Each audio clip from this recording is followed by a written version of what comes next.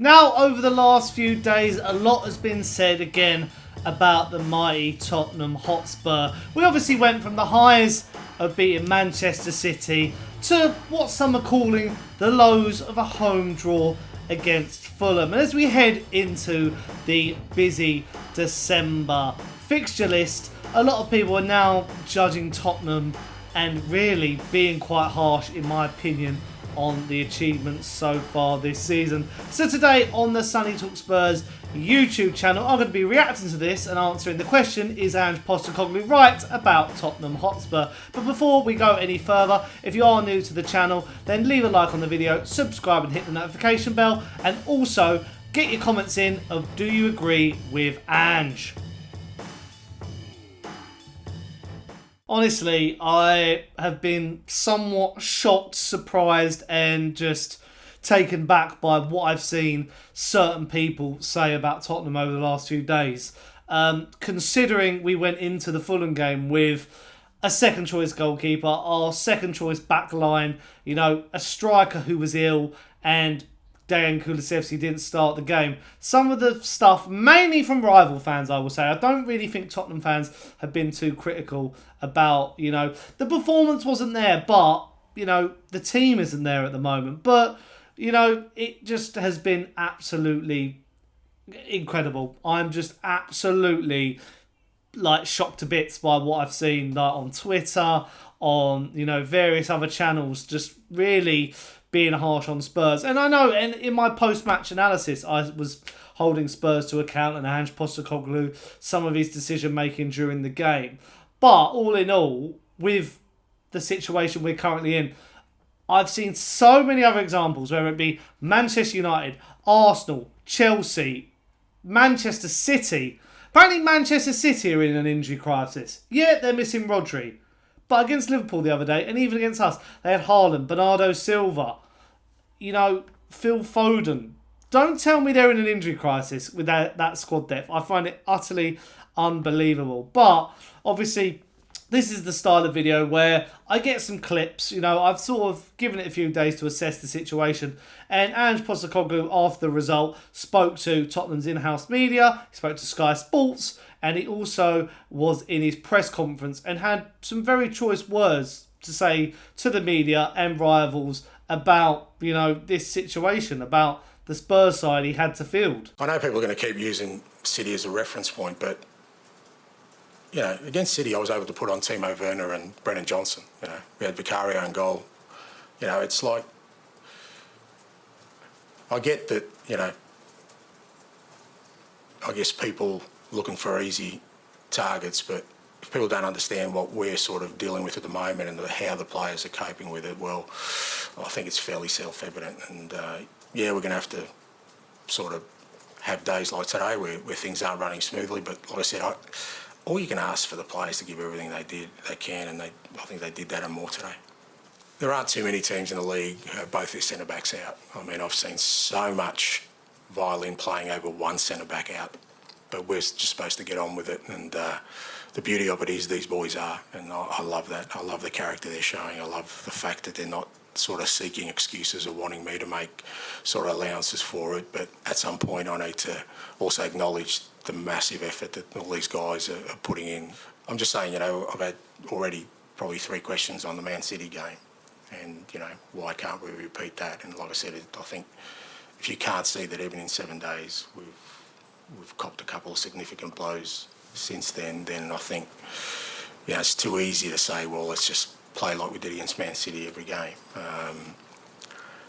And it somehow, again, seems with this club that whatever it is that we do well is then used as a millstone to bring us down in every other opportunity. Oh, that's right. It's, you know, they've been outstanding. And, you know, I just feel at the moment that, you know, we're kind of not getting the credit we deserve, the players in particular. You know, any other club I see that, you know, they have one centre-back out and there's headlines, we've got 2 centre-backs out and our goalkeeper, and this group of players is just continuing to push on. Yeah, great credit to them, and, you know, they don't want me to make excuses or allowances, but at the same time, I'm not going to dismiss the fact that they're giving absolutely everything for this football club. Give us your thoughts, first of all, on taking a point against Fulham here today. Yeah, look, tight game, tough game. Probably fair in the end, and it's sort of one of those games where you needed sort of goals to break the game open. We had a couple of chances early on to do that. We didn't take them, and then they sort of had a couple of their own. But we hung in there through that period, and then obviously got ahead in the second half, and didn't really capitalise on that by pushing on. And they scored a pretty good goal. It was a great strike. So, and then at the end we kind of, we tried to sort of create some energy and momentum, but weren't able to get over the top. Why do you think it was that you weren't able to push on? I mean, they were actually having a really good spell of the game when you did score? Maybe that. Yeah, I thought we were having a good spell before then. So I mean, that's how football goes. But like I said, I thought we sort of hung in there when we needed to, and then look, the lads gave as much as they could today. It has been a testing week, hasn't it? Manchester City and Roma and this. How have the players found it with the workload? Because there's a lot going on. Yeah, but it's not the workload. It's the fact we don't have a lot of players to sort of share that workload around. So the ones who are out there are giving absolutely everything, and that's all you can ask for. Yeah. Any thoughts on the red card that happened? No, I mean, look, I'm well away from the action, but obviously once the referee saw the images, he decided it was a red card, so... You mentioned a thin on the ground. Is Archie Gray okay? He had to obviously come off with a knot. Yeah, I hope so. Yeah, it seemed like a bit of a dead leg or something. So but I haven't really looked at the lads yet post game. So hopefully it's nothing too serious. Happy with Fraser? Made some important saves for you, having come in for a Premier League start. Yeah, he made 2 or 3 good saves for us. Important saves, like you said, and it's great to sort of have him come in there because again, obviously losing Vicario is not ideal for us, but having Fraser there coming in and sort of contributing is important. And I'll be honest, and people will know, I always like to nail my colours to the, mast, nail my flag to the mast, whatever the saying is. But I agree with Ange. The violin statement is poignant. It is spot on, honestly. I've had debates over the last couple of days about Spurs apparently aren't in an injury crisis, which I just find flabbergasting, because obviously Fraser Forss has had, a good couple of cameos. That's fine. Dragerson was linked with Bayern Munich.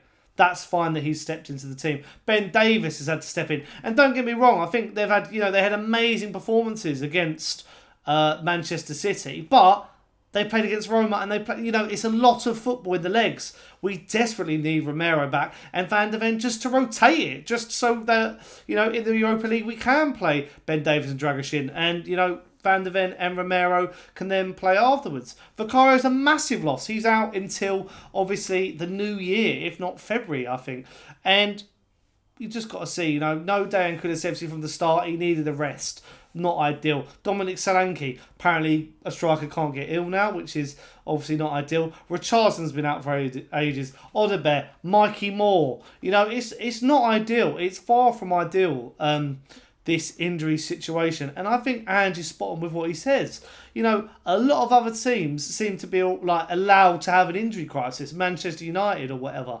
But Spurs, apparently it's tactical issues. Always question. You can tell, and this has been a bugbear of mine all season, I can tell the people who don't watch Spurs, because they'll say, oh, Ange's got to change it up. He's been very versatile this year.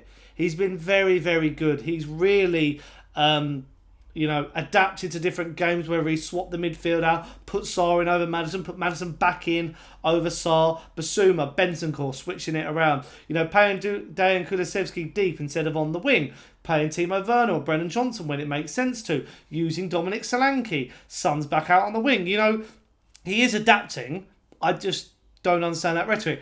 You can tell because of what they say about our defence. But our defence hasn't been as bad as people say. Our attack has been one of the best in the league.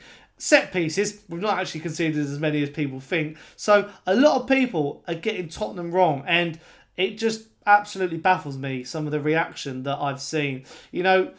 Not many pundits are being that reactionary, actually. But it's the fans. It's the rival fans, not our fans. Because I think, a lot of our fans are content and all right with what's going on at the club, but a lot of rival fans, you can tell they just see the result and don't understand. And, don't get me wrong, we were quite poor against Fulham. I'm not, taking that away. But I do think a lot of people are getting Tottenham completely wrong this season. We're 5 points off Chelsea, who we play on Sunday. We are in an okay space. We have got to up that consistency, I will say that. I'm not washing my hands of certain things from the season for Tottenham, because I think there has been poor moments. But how can we play like that against Manchester City every week? It just can't. And also, people are devaluing the Manchester City result, which is balmy. I don't get me wrong, Manchester City are in a poor phase and state of form, but we still beat them in their own backyard and put them to the sword and outclassed them for 90 minutes. That's apparently not impressive. So, and apparently because we did it under Conte, where we had 2 shots, 2 goals, and they had 400, it's a bit different. And this all really started actually from Noel Gallagher, who was on TalkSport last week after the Manchester City game, and he basically called Spurs frauds. On Saturday, the one team we don't want to play as City fans after 4 defeats in a row, is Tottenham at home, because they do it to us every time they come there. They're the biggest frauds in the Football League. They'll get battered by Fulham on at the weekend, no problem, and they always turn up for us. So I wasn't expecting to win that game. Certainly wasn't expecting to lose, but 4-0 was a shocker. It was a shocker. But, I've seen a few things over the last few days, a lot of split opinion. Even, club legend Ledley King actually admitted he would play for Ange Postecoglou's Tottenham. Would you have liked to play for Ange? Because, I live in Australia, Delhi. I'm totally brainwashed. Everybody loves him here, and I love him. But centre-backs are quite exposed. When you play under Ange, you've got quite a lot to do as a centre-back. Would you have liked to play for him?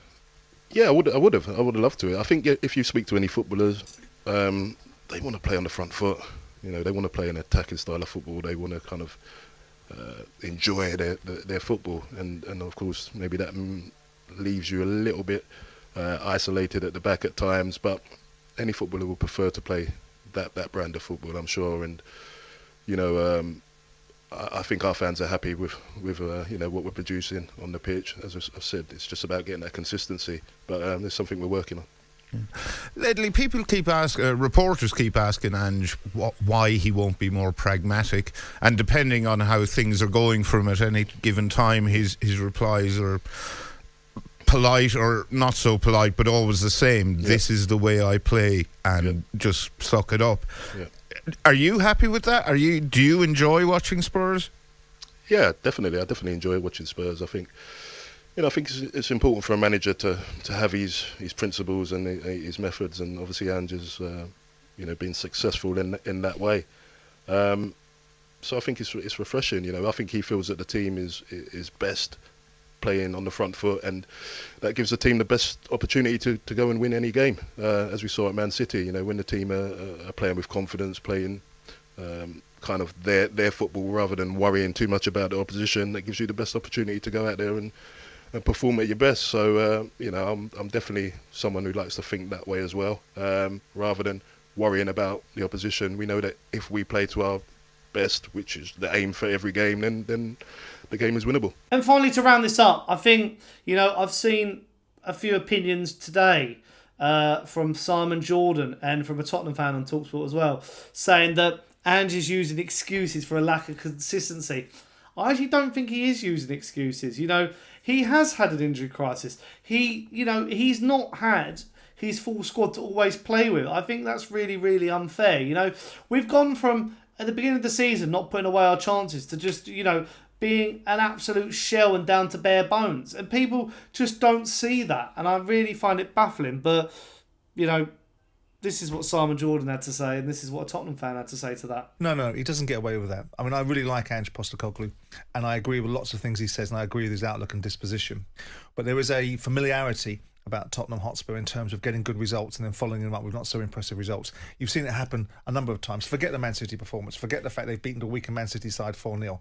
But they beat Manchester United 3-0 at the beginning of the season when everyone had aspirations of Man United being an upward movement. And then they went and lost to Brighton after being 2-0 up. They beat West Ham 4-1 and go to Palace and get beat 1-0 They go and beat Aston Villa 4-1. They get beat 2-1 at home by Ipswich.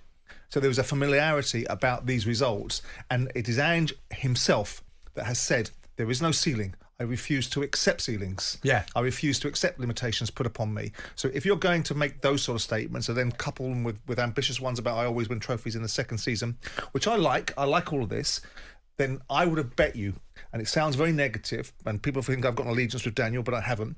I would have bet you any money that Spurs would not have beaten Fulham on the weekend.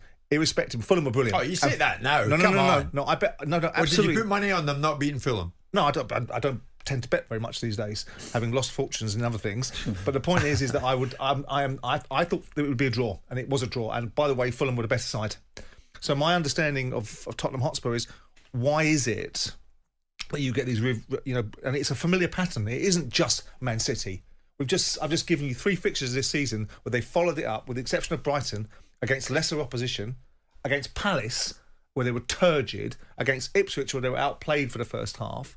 These 2 sides are in the bottom half of the division, in the bottom 3 and 4 of the division. Yeah. That is why Tottenham Hotspur get the observations that they get. So you don't think people are too quick to drag them down because they do it themselves? Well, of course. Kate, good morning. What do you want to say? Good morning, gents. Hope you're all well. Good, Kate. What I wanted to say was, this isn't a new thing. This isn't a Postecoglou thing. If you Google Spurs inconsistency, it goes back. You see Conte talking about it. You see Pochettino talking about it. There's something inherently wrong with the mentality at Spurs. Harry Kane said when he left, if you lose a couple of games at Spurs, it's no big deal. If you lose a couple of games at Bayern, it's a massive deal. There's no desire to win at Tottenham. For me, Daniel Levy's renowned for wanting top 4. I know Simon, is a bit of a Daniel Levy sympathiser, and I'm not putting it all on Levy, but I think there needs to be some sort of sports psychologist or something going to Spurs, either that or a voodoo priestess to take this curse away, because there is something inherently wrong with the mentality of my club, and it is so frustrating. I think you're probably right, but I think the real issue is the kind of players that you buy. And the kind of players that the funds that are made available allow you to buy. What Ange Postecoglou can't do... Well, it's on Daniel, isn't it? Well, of course, that's going to be my point. It's on most football clubs how much there's only a few football clubs that are spending inordinate amounts of money. There's probably about 3, 4. Spurs spend a decent amount of money. If you want to be a Premier League winner, they're going to have to spend more money and get a different calibre of player. You buy players like James Maddison, who are very technically gifted players, but I don't think he'd get in Man City's side. I don't think he'd get in Liverpool's side. I don't think he'd get in Arsenal's side. And these are the teams that are potentially going to win leagues. But he'll get into Spurs' side because he's technically a very good player. Kate, you know how Ange has got his steadfast beliefs. Of that, there is no doubt. Are you with him on that? Look, I respect the man. I think to have those sort of beliefs, and the football he plays, when it's played properly, it's beautiful. But I think sometimes he has to find that middle ground. If you're winning, like at Brighton, you're 2-0 up, don't be gung-ho in the second half, shut the door, and win that game, get it over the line. So I know he does tweak it, but sometimes I think he needs to be a little bit more pragmatic just to get us the points. But I know it's not his way, but I think he'd die by the sword, unfortunately. It's a really good call, Kate. Thank you for that. Paul, big Tottenham fan. Good morning, Paul. Wait, what's your take on all this, on Ange's steadfast beliefs? Yeah, good morning, guys. For me, it's I think Tottenham are very much like Brentford in terms of, I was just looking at the last 7 games, and Brentford and Tottenham have done the same thing in terms of it's a win, loss, win, loss, win, loss, draw, win, loss. We do the same thing, and I think it is. I am an Ange fan, and Thomas Frank is also brilliant, but I think they play one way, they've got one way, and there's no plan B. And it's if it doesn't work, it doesn't work. If it does work, then you get the win. And I think that's where we're coming unstuck a bit. And I went to the Roma game on Thursday, and I could have told you as soon as we went 2-1 up, we were sleepwalking into conceding, which we did late. Back in the past, I had a season ticket when we signed Edgar Davids, and people were like, why'd you sign him? He was old, but he was a leader. We also bought a guy called Nelson from Blackburn at the back. I didn't understand it until I sat and watched. He was a leader. There is no leaders there. The game management is poor. I just think that we can't see a game out, and I can see why these results are so inconsistent. But yeah, I can't get my head around it. I think it's absolutely balmy, to say the least. I just think it's misunderstanding. I feel like we've got to improve our form. Don't get me wrong on that, but I think a lot of people are really judging Spurs without even watching or seeing what we can achieve. And I think a lot of people are wrong. I still will stand by that. I back this manager. I even had people today go, take Thomas Frank. No, not at current. I would not take Thomas Frank at Spurs. You know, I want Ange to be backed. I want him to be given time. I just don't understand the thought process. And even if you're a Spurs fan who I have a debate with a lot of Spurs fans in my comments. What do you want? Like, really, what do you want? Because at the moment, I'm not hearing any answers. I'm just hearing criticism without any solution. So you're going to have to let me know. Do you think Ange is right? Do you think the fans, the rivals, are right? Let me know all your thoughts in the comments down below. And until next time, leave your likes, comments, shares, and obviously subscribe and hit the notification bell. And until next time, up the Spurs, and I'll see you guys pretty soon. Ciao.